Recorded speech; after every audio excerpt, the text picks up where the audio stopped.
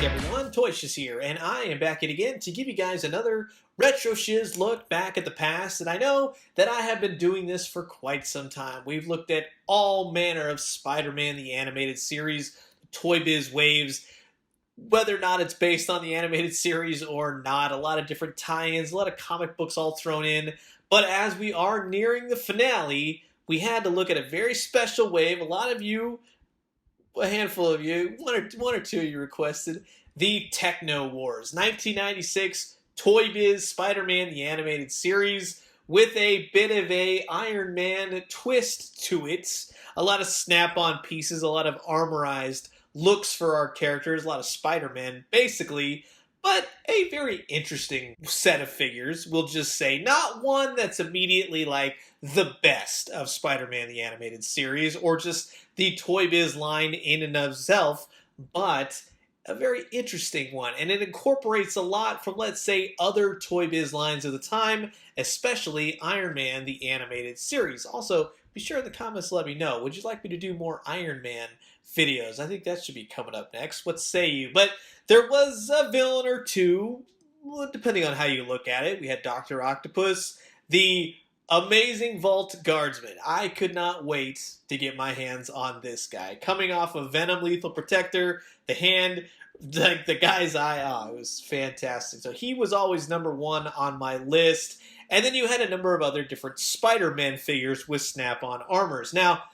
as I've said before in previous episodes of Retro Shiz for animated Spider-Man, I didn't necessarily go for these wackadoo versions, or how I thought back in the day. I would immediately get all the new characters, the villains, all the main ones that applied mainly towards Spider-Man the animated series, and rarely ever picked these up. But I have managed to acquire all the remaining figures for this wave, so this is going to be fun. Sit back, relax, grab yourself a nice hot cup of coffee. This is a Retro Shiz look back at the 1996 Toybiz Spider-Man the animated series, the TECHNO Wars. And while I got you guys here, I just want to say thanks so much for always checking out my YouTube channel. If you are new here and you're interested in Spider-Man the animated series or just Toybiz in general, be sure to check out my playlist where I talk about all manner of Toybiz figures, especially Spider-Man. Hit the subscribe button, make sure to like and dislike if you're not happy, and tell me in the comments below what you would like to see coming soon.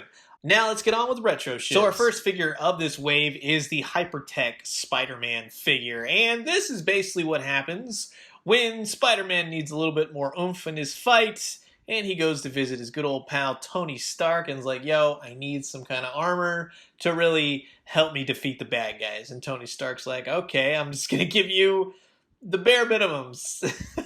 Which is honestly what I think this figure is. This is one, if I had bought this as a little kid, I would have been very disappointed. It is very much a Spider-Man figure, which is great. You at least get that, but then you get this obnoxious clip-on armor that really doesn't work or clip on well at all. I mean, at one point, he's even got like a clamp. Like, let me give him the clamps. He also comes with a Gatling gun for some reason. And again, it straps onto his shoulder. Yeah, he holds it in one hand. The big, obnoxious, like, boots that he has, it just doesn't work. It makes it look goofy, and the pieces barely fit. You move this guy in any way, shape, or form, it just doesn't work. So it's kind of in a way going like, okay, thanks a lot, Tony. I thought you were Iron Man. You would have given me the best stuff. While it is a cool figure in looking at it nowadays, I would say back then, not the greatest. But hey, Hypertech Spider-Man, utilizing Iron Man armor, you can't go wrong.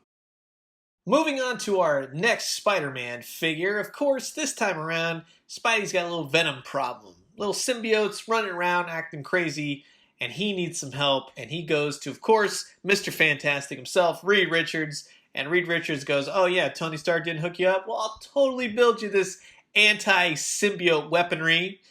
No charge, right? Totally looks better. But it's very cool, and being that it delves into Venom or just capturing a symbiote, things that kind of sort of were seen on the actual animated series, yeah, it works for the most part, unlike the Hypertech Spider-Man, whatever that is. But as you can see, it's a nice armor piece, laser gun, ray containment unit thing. Wires and diodes, really nicely sculpted, has articulation to it. The containment unit's really cool, fits onto his back, even has these sort of sonic receptor looking things. The backpack does open, so you can put the little symbiote creature in, which I will show you in just a second. The arm attaches here. It's on a ball joint. You simply take your Spider-Man figure and put the backpack and collar piece around him, and as you can see, it fits beautifully. The little side arm cannon thing, much like a cyborg Spider-Man sort of deal, it works well. It fits and clips on there. You can kind of move it around. It's kind of Terminator-like as well. Go ahead and put these little sonic devices down, and yeah, you've got your anti-symbiote Spider-Man figure. But the best part, and my favorite aspect of this entire set right here, is that while you can take the backpack, open it up, you get this little symbiote venom creature looking thing, right? And it's very cool. He's like this little gummy thing, doesn't have any articulation, but he's all rubbery, and he's painted nicely. And you see, you can have Spider-Man in an alleyway, he catches him, and boom, he somehow gets him. And then he gets sucked right through the gun and right into the containment unit. See, Reed Richards knows what he's doing, and the fact of the matter is you can see right through the containment in the green glass. It's something out of comic books, so it's very cool to see. Otherwise, yeah, Spider-Man the Animated Series, you've kind of seen it here and there, especially when Kirk Connors pulled the symbiote off Brock in one of the episodes, but he stands okay. You kind of have to situate him in certain areas or else he's going to go tumbling. The armor does make him very heavy. Again, I think the best aspect is this little rubbery, gummy venom symbiote, whatever he may be. It's just a little take on the symbiote creature. Looks good, stands well, makes sense in something that I think Spider-Man may need to defeat Venom in that sense, but it's just an overall, when compared to Hypertech Spider-Man, and in looking at the entirety of the wave, yeah, this would have been a lot more fun, especially for me as a kid. Now, I will say this, both the Spider-Man figures are the exact same. So if you wanted to interswap armors and do all that kind of stuff, you totally could. It's kind of odd. I wish they would have changed up the Spider-Mans just in some way, but it's basically the same body molds. Maybe the heads, the paint is a little bit different. So from Tony Stark to Mr. Fantastic showing up, giving their little 2 cents, building them armors and everything else, I would say it's cool. It's nice that they imbued the line with this. But let's talk some villains now. Of course, moving on to Dr. Otto Octavius, Doc Ock to you. Not to be outdone by Tony Stark or Mr. Fantastic, goes, you know what, Spider-Man can don some armor? Well then, so can I. A new gold, green, and black duds. They didn't do anything to the tentacles. Unfortunately, this is the same exact body mold figure that we saw, just a different paint deco from the original wave of Spider-Man, the animated series. Even got the pull tab in the back that when you activate it, will constrict the tentacles. And they all still work really nicely. He does look good. He's got some nice paint to him. It's interesting to see that in a different light. But let's say he defeated Iron Man or something that the bio doesn't talk about, and he gets all the new Iron Man parts. And again, this kind of heavily plays into the armor, the Iron Man animated series, clipping on pieces here and there. And ultimately, you have the ultimate Octopus. He's got buzzsaws, he's got drills and chainsaws and other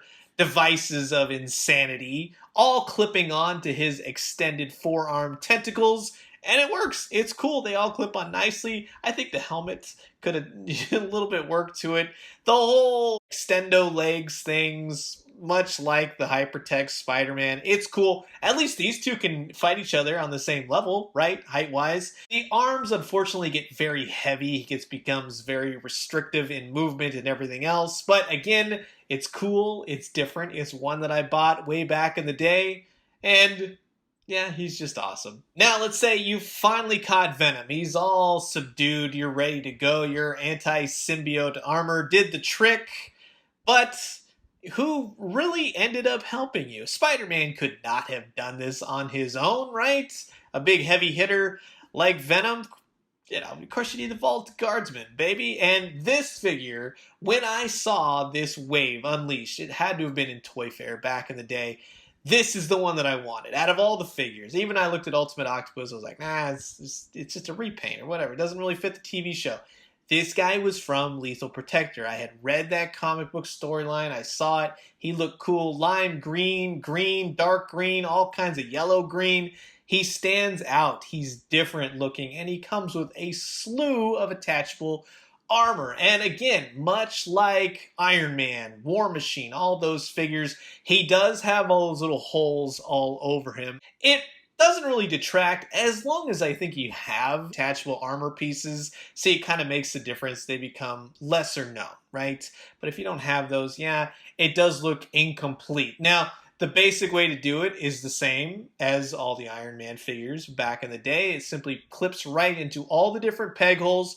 So you have armor for the legs, the wrists, chest piece, the back piece. That always fit in, clipped in nicely. And it just looked very cool. He looked like he stepped right out of the comic book. And you even have this little part right there where if you have his back gun turrets, it simply clips into there. Just be careful. You don't want to snap anything. And there was like a little key element to it. You twist it, and it would look like the rockets are shooting off. So again, just the play feature, the look, just the sense that this is a very complete, very dangerous looking Guardsman. The one caveat, though, is that he didn't have the belt piece like a lot of the Iron Mans. You could see right through him, but other than that, it's a great figure. Which finally brings us to the final figure of the Techno Wars. Spider-Man goes, you know what? There's an explosion in Dr. Kirk Connor's lab. This Hypertech armor is not going to do it for me. Can you give me something that does a little bit more radioactive helpfulness to it? And Iron Man goes, sure, check out this radioactive spider armor. And there is a lot to this figure. Now, this is definitely one, having it now, going back and thinking, wow, why didn't I grab this? This would have been fantastic. So many pieces, very much, again, the Iron Man look, but in a Spider-Man motif. And that is very, very cool. All the little holes and everything, much like the Guardsman does have. But he's cool, and he fits all the armor pieces on, and for the most part, they stay on well. I think the only problems you would have here and there would be the legs. Those tend to fall off, but he actually has the belt piece, which I appreciate. I also like the inclusion of the shoulder pads. That's very cool as well. Spider symbol, radioactive symbol all over him. The reds, the blacks, very much Spidey, and I do wish that his head was painted. He comes with two different weapons. One I would have thought was a missile launcher, but no, it actually just kind of twists and turns. It doesn't do much. The other is like a grabby thing. Doesn't open all too much either, but he comes with this radioactive canister, which the whole thing is meant to clip and hold, and it holds it well, so I'll definitely give him that. He's very top-heavy when you give him any sort of the weapons, but he stands nicely and he looks good. I think the one problem I would say is the mask definitely needed some black lines going on. I think that's definitely missing, but like I said, if you get him in the right pose, he will stand nicely. If you have a stand for him, that'll help you even more. From the small little grabby looking thing to the big looking grabby thing, he looks good, he stands tall, and it's such a better look aspect than, let's say, the Hypertech. It wasn't my thing. But to have the radioactive spider armor, radioactive Spider-Man right from the theme song, it's definitely a figure you must have. And that's really going to wrap it up for the Techno Wars. And I'm so curious to know what you guys think about this wave. Did you have it back in the day? Do you need to get it now? Comment below. Let me know. Let's talk everything Techno Wars. Funny how it used to be called Armor Wars. I just love how, you see little things like that, little changes that come up that really add to the whole history of old Toybiz figures or just figures in general. I think Ultimate Octopus was cool. Hypertech, for what he was okay. It just needed more armor to him. I think that's really what it was lacking. The Vault Guardsman is my favorite, and I think that just the colors, the way he stands, if he just had the belt, he'd be perfection. That's all I'm saying. The inclusion of Mr. Fantastic and Iron Man into the lore of the backstories of this wave is really very cool to see, crossing over from animation even into the toy line. That's awesome. So I'm going to leave you guys with that. As always, drink some great coffee, eat some great food, but most importantly, remember, I got a couple more waves on the way. Let's finish it out maybe before the end of Christmas. We'll see. And when you do, let me know what you found. I'll talk to you guys soon. Adios.